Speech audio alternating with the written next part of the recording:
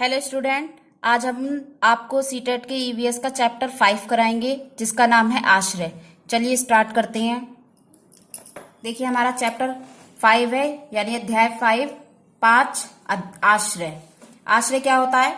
जीव जंतु का वह परिवेश जहां वह निवास करता है आश्रय कहलाता है। क्या कहलाता है? आश्रय कहलाता है। सभी लोगों का आश्रय जो होता है वो अपनी जलवायु के अकॉर्डिंग भिन्न भिन्न होता है। जो जहां रहने में सुविधा महसूस करता है वह वहां अपना आश्रय बनाता है। देखिए विभिन्न जंतुओं का आश्रय जो होता है अलग अलग होता है। हम देखते हैं शेर का मांद। शेर कहाँ रहता है? मांद में। खरगोश बिल में। बिल्ली पिंजड़े में। सुअर शुक्रशाला में रहता है। मधुमक्खी या ततैया कहाँ रहती है? छत्ते में। गाय बैल सायबान में। देखिए गाय बैल का हम अक्सर गलत करते हैं, इसलिए इसका याद रखिएगा। इसको ये कहाँ रहती है? सायबान में। कहाँ रहती है ये? सायबान में। दीमक पेड़ या लकड़ी में। कुत्ता कुक्कुरशाला में। कुत्ता कहाँ रहता है? कुक्कुरशाला में। भेड़ बकरी बाड़े में। घोड़ा या गधा अस्तबल में।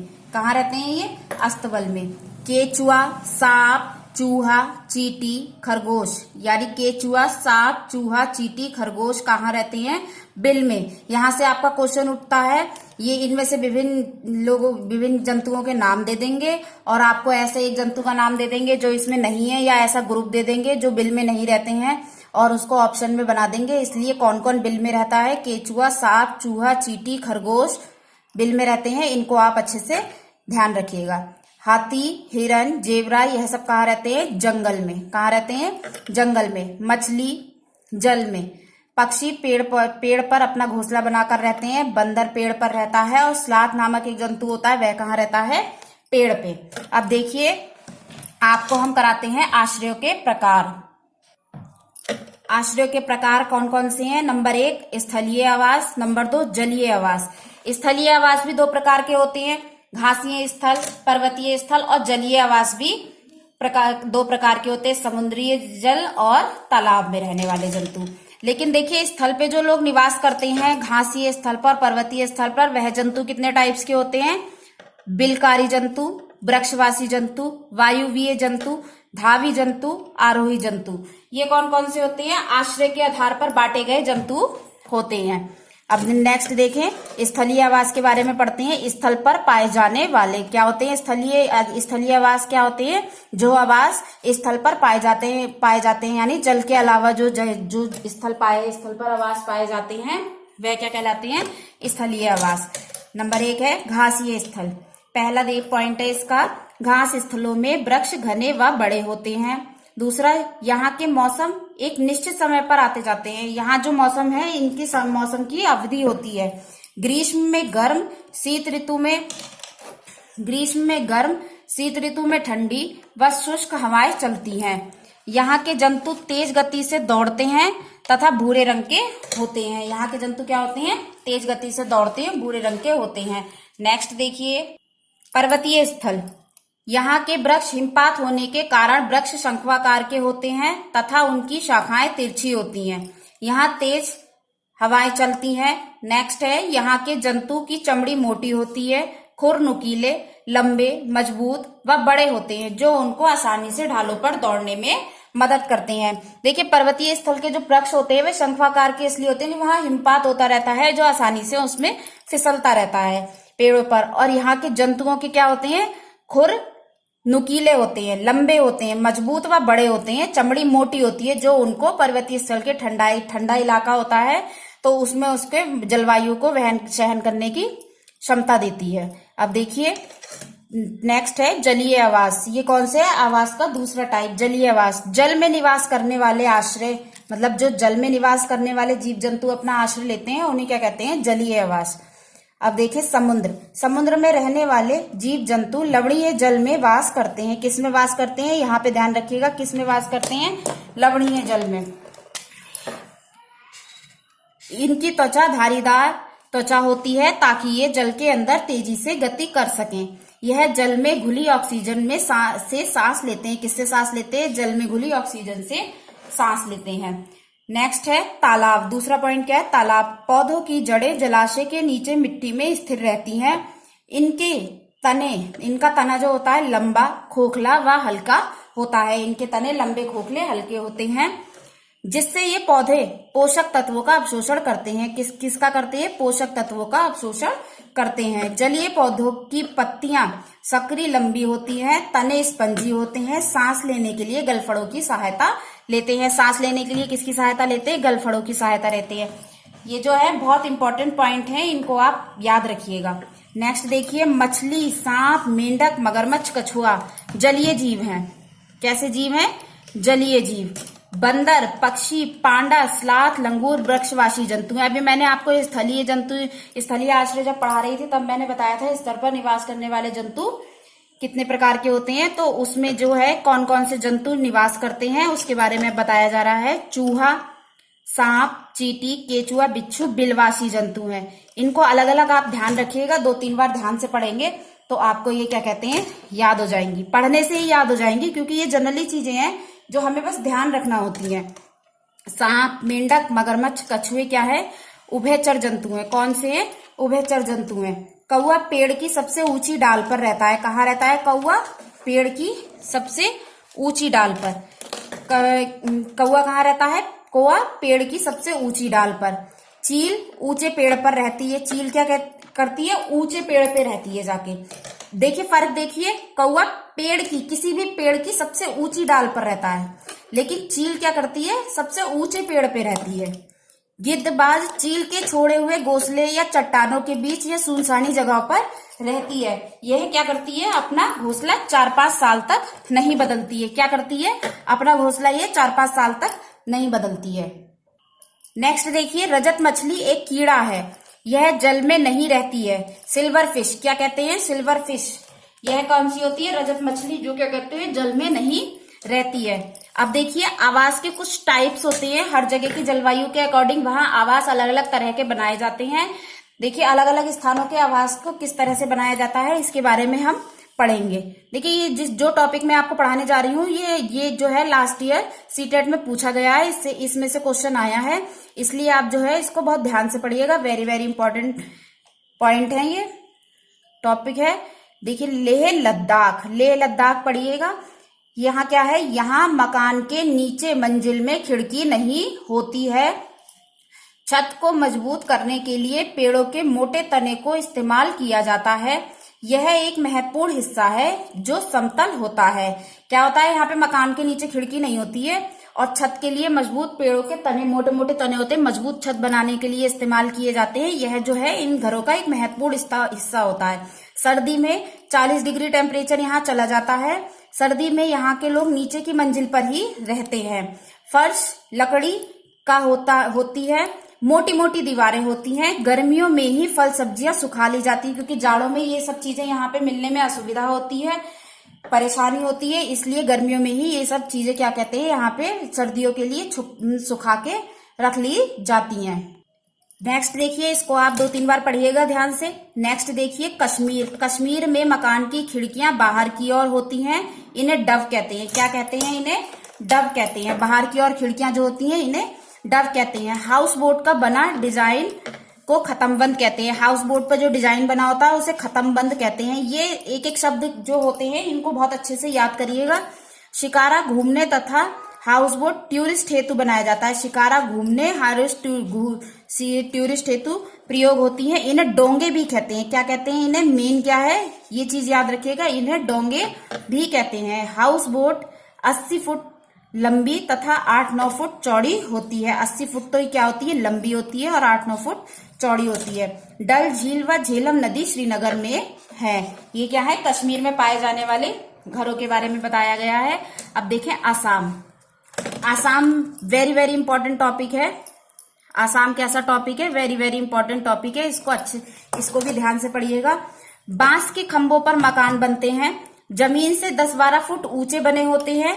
वर्षा अधिक होने के कारण, क्यों बने होते हैं? वर्षा अधिक होने के कारण यहाँ जो है मकान बांस के खंभों पर बनाए जाते हैं, खंभों के ऊपर, और जमीन से 10-12 फीट ऊंचे बनते हैं। अब देखिए मनाली, यहाँ मकान पत्थर या लकड़ी के बने होते हैं। राजस्थान, मिट्टी के घर होते हैं। कटीली झाड़ियों की छत होती है व फर्श गोबर से लीपा जाता है। गोबर से लिपाई क्यों करते हैं? ताकि उसकी मिट्टी में जो है कीड़े ना लगे। क्यों करते हैं गोबर से लिपाई? ताकि उसकी मिट्टी में कीड़े ना लगे। उसमें कौन सी गैस निकलती है? बायोगैस। कौन सी गैस निकलती है? बायोगैस निकलती है। अब देखिए बकरवाल। बकरवाल का लोग कहाँ रहते हैं? लकड़ी व मिट्टी के बने घरों में रहते हैं। उल्लू पेड़ के खोखले भाग पर अपना घोंसला बनाता है।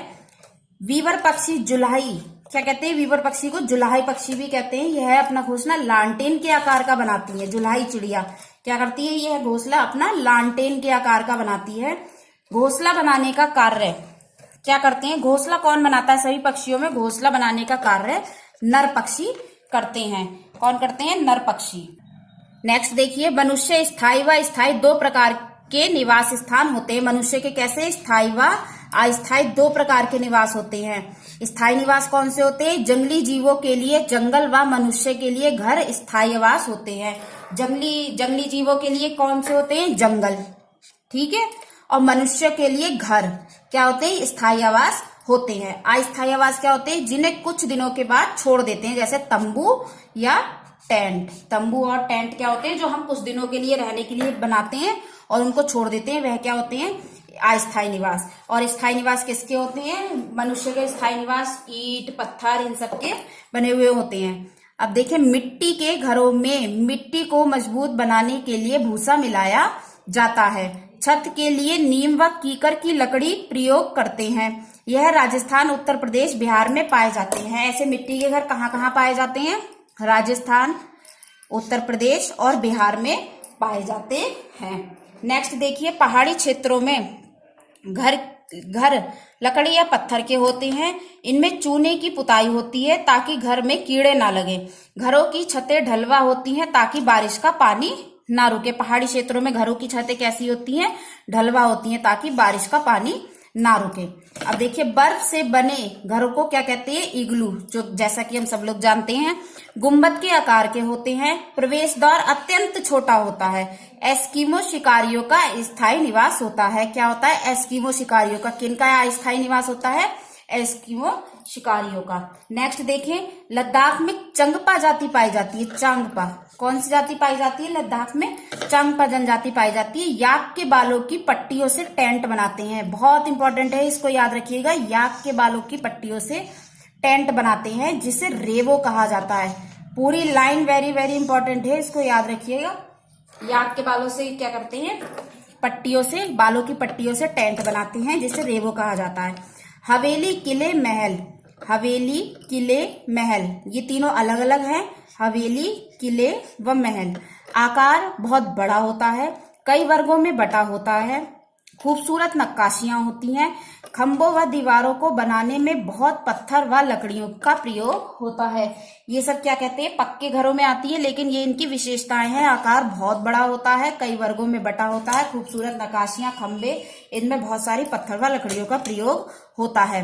अब देखिए, बुशमैन अस्थायी अधिवास बनाते हैं। बुशमैन कैसे स्थायी निवास बनाते हैं? अस्थायी अधिवास बनाते हैं। दो नगरों का जुड़ना क्या कहलाता है? सन्नगर कहलाता है। नगरीय अधिवास की विशेषता नहीं है सामाजिक समानता। देखिए, हम सब लोग नगर में रहते हैं, सबने जाना है कि यहाँ पे एक समाज के लोग नहीं रहते हैं, यहाँ पे बहुत सारे समाज के लोग रहते हैं। तो इसकी क्या विशेषता नहीं है? सामाजिक समानता नहीं होती है, यहाँ भिन्नता पाई जाती है, अलग अलग समाज के लोग रहते हैं। स्थायी अधिवास का निर्माण सांथाल करते हैं। कौन करते हैं? सांथाल करते हैं। प्रविकीर्ण कृषि गृह। प्रविकीर्ण कैसे गृह होते हैं?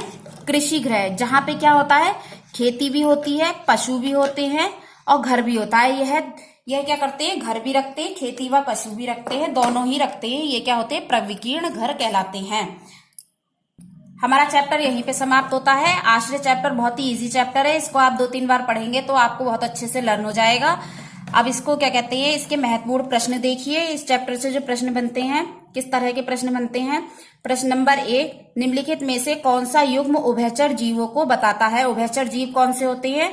देखिए, सांप व बिच्छू, दूसरा है सांप व चींटी, तीसरा है मेंढक व मगरमच्छ, चौथा है सांप एवं स्लाथ। उभयचर ऐसे होते हैं जो कहाँ रहते हैं? जल व पानी स्थल दोनों पे रहते हैं। तो क्या होता है? मेंढक और मगरमच्छ कहाँ? दोनों ही जल और स्थल दोनों पे रहते हैं, इसलिए हमारा इसका ऑप्शन नंबर 3 राइट आंसर है। निम्नलिखित में से कौन सा कथन सत्य है? नंबर 1, देखिए ये ऑप्शन दिए हैं, इन ऑप्शन से फिर आंसर के ऑप्शन बने हैं। नंबर एक पॉइंट है, कबूतर और गौरैया मनुष्य के घरों में भी घोंसला बनाते हैं। नंबर बी है, गिद्ध चील के छोड़े हुए घोंसलों में भी रहता है। सी है, उल्लू पेड़ के खोखले भाग पर अपना घोंसला बनाते हैं। तो इसमें ऑप्शन नंबर 1 है ए और बी, 2 है ए और सी, 3 है ए और सी, बी और सी, और 4th ऑप्शन है ए बी सी। तो इसमें हमारा चौथा ऑप्शन राइट ऑप्शन है, क्योंकि कबूतर और गौरैया मनुष्य के घरों में भी घोंसला बना लेते हैं। गिद्ध जो है चील के छोड़े हुए भी घोंसलों में रहता है, गिद्ध चील छोड़े हुए घोंसलों में भी रहते हैं। उल्लू पेड़ के खोखले भाग में भी अपना घोंसला बनाते हैं। तो इसमें तीनों ऑप्शन सही हैं, इसलिए हमारा 4th ऑप्शन राइट ऑप्शन होगा। नेक्स्ट देखिए, ग्रामीण क्षेत्रों में गाय के गोबर से मिट्टी की दीवारों और फर्श को क्यों लीपा जाता है? अभी मैंने बताया है। ऑप्शन नंबर 1 है फर्श को प्राकृतिक रंग देने के लिए। ऑप्शन नंबर 2 है कीड़ों को दूर रखने के लिए। ऑप्शन नंबर 3 है घर की सुंदरता बढ़ाने के लिए। ऑप्शन नंबर 4 है खुरदरा बनाकर घर्षण बढ़ाने के लिए। तो हमारा अभी मैंने पढ़ाया था क्यों रखते हैं, क्योंकि कीड़ों से मिट्टी में जो कीड़े लगते हैं उनसे उसको दूर रखा जाता है। इसमें कौन सी गैस निकलती है? बायोगैस। इसका राइट आंसर 2nd ऑप्शन इसका राइट आंसर है। नेक्स्ट देखिए, एस्किमो अपने घर इग्लू का निर्माण बर्फ से करते हैं, कारण क्या है? ठंडी बर्फ हवा व पानी को अंदर नहीं आने देता। बर्फ की दीवारों के बीच मौजूद हवा अंदर की गर्मी को बाहर जाने से रोकती है। नंबर 3 है बर्फ मुफ्त में मिलती है। नंबर 4 है ध्रुवीय क्षेत्रों में केवल बर्फ ही उपलब्ध है। इसमें क्या है? ऑप्शन नंबर देखते ही पता चल जाता है, 2nd ऑप्शन, बर्फ की दीवारों के बीच मौजूद हवा अंदर की गर्मी को बाहर जाने से रोकती है। तो इसका 2nd ऑप्शन हमारा राइट ऑप्शन है। नेक्स्ट देखिए, निम्नलिखित लक्षण किस जगह के मकानों के हैं? ये आपको कुछ लक्षण दिए हुए हैं, अब इसमें ऑप्शन दिए हुए हैं, तो आपको बताना है। मकान पहला क्या कहते हैं ऑप्शन है, पहला पॉइंट है लक्षण, मकान मजबूत बांस के खंभों पर बने होते हैं। नंबर 2, अंदर से भी मकान लकड़ी से ही बने होते हैं। नंबर 3, मकान जमीन से 3 मीटर से 3.5 मीटर की ऊंचाई पर बने होते हैं। छतें ढालू होती हैं। तो ऐसे घर अभी हमने क्या बताए थे, कहाँ पाए जाते हैं? जहां जो है बांस के खंभों पे मकान बने होते हैं, 10-12 फीट ऊंचे होते हैं। तो ये क्या होता है? आसाम में पाए जाते हैं। कहाँ पाए जाते हैं? आसाम में। तो इसका 1st ऑप्शन राइट ऑप्शन है। क्वेश्चन नंबर 6 है, निम्नलिखित में से सत्य कथन है? रजत मछली एक कीड़ा है। रजत मछली जल में नहीं रहती है। सी है, डॉग फिश समुद्री जल में पाई जाती है। अब हम आपको इसका राइट आंसर, इसमें ऑप्शन क्या क्या है? पहला ऑप्शन है ए, बी और सी। 2nd ऑप्शन है ए और सी। 3rd ऑप्शन है ए और बी। 4th ऑप्शन है बी और सी। इसमें हमारा राइट ऑप्शन क्या है? ए, बी और सी, यानी इसमें तीनों आएंगे। तो हमारा ऑप्शन नंबर 1 इसका राइट आंसर है। नेक्स्ट क्वेश्चन है क्वेश्चन नंबर 7, पेड़ की सबसे ऊंची डाल पर घोंसला बनाता है? शकरखोरा, कलचड़ी, कौवा व फाख्ता। इसका ऑप्शन नंबर ठीक होगा, पेड़ की सबसे ऊंची डाल पर कौवा घोंसला बनाता है। क्वेश्चन नंबर 8, निम्नलिखित में से कौन सा कारक आवास निर्माण की प्रभावित नहीं करता है? आवास निर्माण को प्रभावित नहीं करता है, कौन सा कारक? पहला है स्थान की भौगोलिक स्थिति। दूसरा है व्यक्ति की सामाजिक स्थिति। तीसरा है विशेष स्थान की जलवायु। चौथा है व्यक्तियों की पारिवारिक आकार। तो इसमें क्या है? स्थान, व्यक्ति व विशेष, ये सब क्या है? स्थान की भौगोलिक स्थिति, व्यक्ति की सामाजिक स्थिति, विशेष स्थान की जलवायु, ये सब हमको क्या करती है? प्रभावित करती है। लेकिन व्यक्तियों का पारिवारिक आकार हमको प्रभावित नहीं करता है। तो इसमें राइट ऑप्शन आपका 4th ऑप्शन होगा राइट आंसर। तो हमारी वीडियो देखने के लिए आपका बहुत बहुत धन्यवाद। अगला चैप्टर हम आपको नेक्स्ट चैप्टर करवाएंगे, इसमें यातायात, जो आपका 6 चैप्टर होगा, जो कई पार्टों में कंप्लीट होगा। वेरी इंपॉर्टेंट चैप्टर होगा। उसमें से हर बार 2-3 प्रश्न बनते हैं। वीडियो पसंद आई हो तो वीडियो को लाइक कीजिए, चैनल को सब्सक्राइब कीजिए।